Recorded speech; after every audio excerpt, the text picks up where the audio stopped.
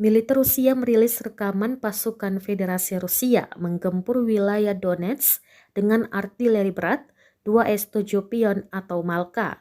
Malka adalah artileri berat 203 mm self-propelled buatan era Uni Soviet dan teruji di medan tempur.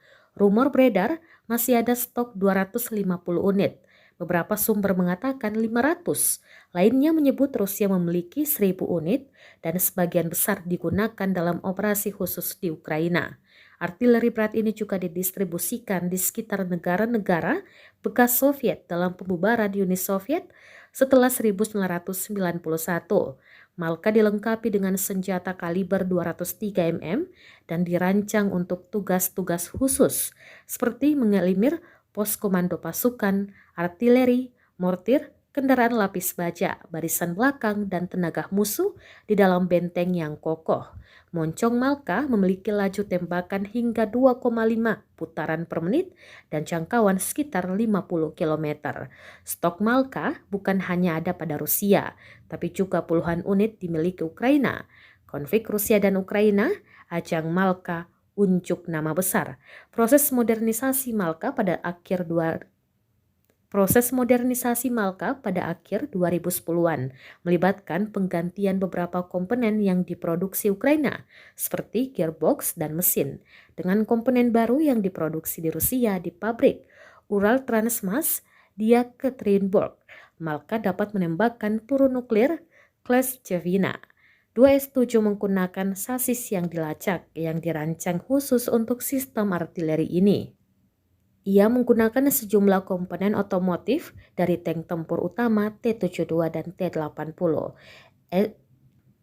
2S7 memiliki 14 awak, 7 diangkut oleh pion dan 7 dengan kendaraan tambahan.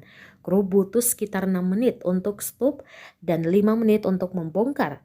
Ini membawa 4 proyektil 203 mm untuk segera digunakan. Ia mampu menembakkan amunisi nuklir. Salah satu fitur menarik dari pion adalah alarm penembakan. Karena ledakan tembakan senjata begitu kuat, secara fisik dapat melumpuhkan prajurit atau anggota awak yang tidak siap di dekatnya dari kekuatan geger otak. Pion dilengkapi dengan alarm tembakan yang dapat didengar yang memancarkan serangkaian nada peringatan singkat selama kurang lebih 5 detik sebelum tembakan dilepaskan.